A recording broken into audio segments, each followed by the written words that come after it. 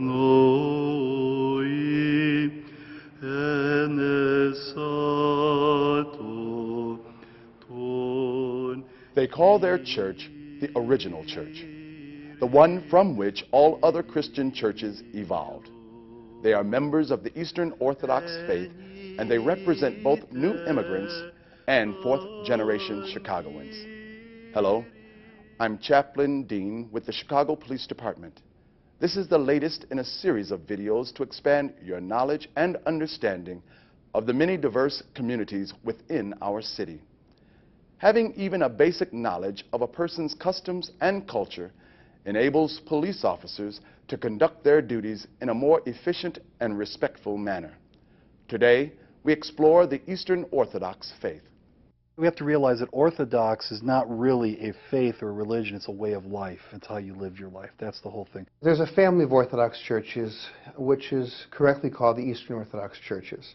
There are 14 what we call autocephalous or self-governing churches throughout the world, but in this country, since it's a pluralistic country, different ethnic groups have come here at different times, different Orthodox jurisdictions have been set up.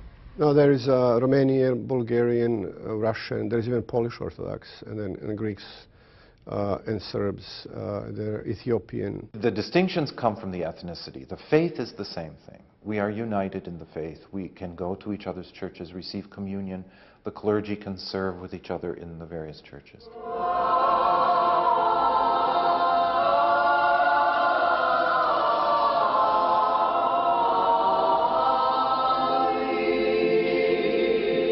Basically, in Orthodoxy, each of the various nationalities has a patriarch. But they are not like the Pope, what he called. The patriarch is one among equals, and the patriarchs themselves then elect an ecumenical patriarch who happens to sit in Constantinople in Turkey. Greek, Serbian, and Russian ethnic groups represent some of the largest Orthodox congregations in Chicago. Chicago is the third largest Greek city in the world after Athens and Thessalonica in Greece.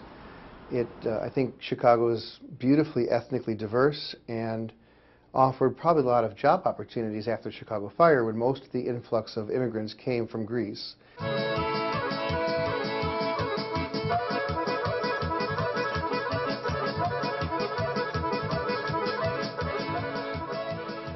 Serbians were among the first settlers in Chicago, but a new wave of immigrants arrived in the 1990s. When you talk about Serbia, it's one of the countries of Yugoslavia. But Serbs lived all over Yugoslavia. You know, they lived in Slovenia, they lived in Croatia, they lived in Bosnia, and they still are.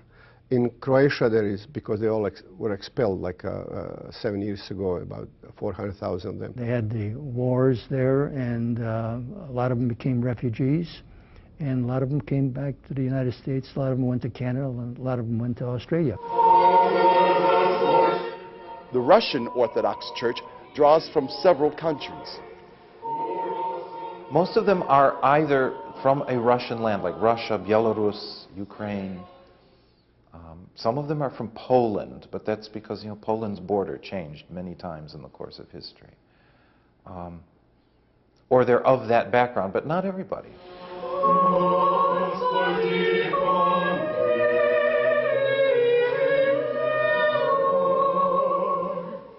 As in the Western Church, Sunday is the day of worship for Orthodox Christians, and both the Eastern and Western churches celebrate Christmas on December 25th. The churches, however, differ on the date for Easter. Saints' Day celebrations are of special significance to Orthodox individuals and families. Every person has a Saint's Day. They're named after a particular saint, possibly, and that person would celebrate their name day or their feast day, much like we in America celebrate our birthday. Only men can be priests in the Orthodox Church, but Orthodox priests can marry. There are two ranks of clergy. There's married and unmarried. The married clergy, you have to be married before you're ordained a deacon, And you can become a deacon and a priest and have children and a family, but you cannot rise up in the hierarchy past priest. They came to my door, they saw, and my son answered the door, and he saw me with my collar standing behind. They should not be surprised to that, though many times I have seen many people that are surprised because they have the mentality that when they see the collar, they think automatically Catholic priest and no marriage. There are Orthodox monks too. Igumen Vladimir is a monk and parish priest. Igumen is a title of rank. Being a parish priest, I try to keep my head covered. It's a sign of respect. It's a monastic obedience. But I certainly take my hat off for a number of things, and I would have no problem being asked to remove it for some official reason. That's no problem at all. Some Orthodox women wear head coverings in church or in the presence of church dignitaries. For example, women coming to church would traditionally not wear pants. They would wear a dress or skirt. And also traditionally, from old times, they are instructed to cover their heads. In some cases, it may be, very strictly observed. In other cases, not. Mostly the ones that do put on the kerchief over their head are the ones that are widowed. A lot of them that are widowed do that, especially the elderly ones. Orthodox men and women typically wear crosses that are of special significance and must be treated respectfully.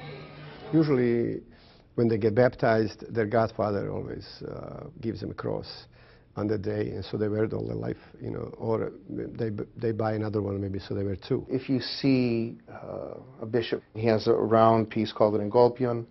They're beautiful pieces. It's not a problem to say what a beautiful engolpion or what a beautiful piece that is, and ask if you can touch it, and usually there's no problem. Orthodox Christians wear wedding bands on their right hands and cross themselves right to left, not left to right as members of other denominations do. We go right to left is the same issue of what God said, that we always want to be on God's right side in the last day of his judgment and not on his left as he separates the good people from the evil people. Most Orthodox homes have what is called an icon corner. This is an area set aside for prayer and reflections. Most Orthodox homes do have an icon corner or a prayer corner, and those icons would or should certainly have been blessed and should be treated with the utmost respect. Orthodox Christians do not have three-dimensional statues or crucifixes with the body of Christ affixed, but you will often see a clover design on the tips of the cross, or three horizontal bars in the case of the Russian cross. Many Orthodox Christians also carry an article of faith called a prayer rope. It is a knotted strand of wool or silk.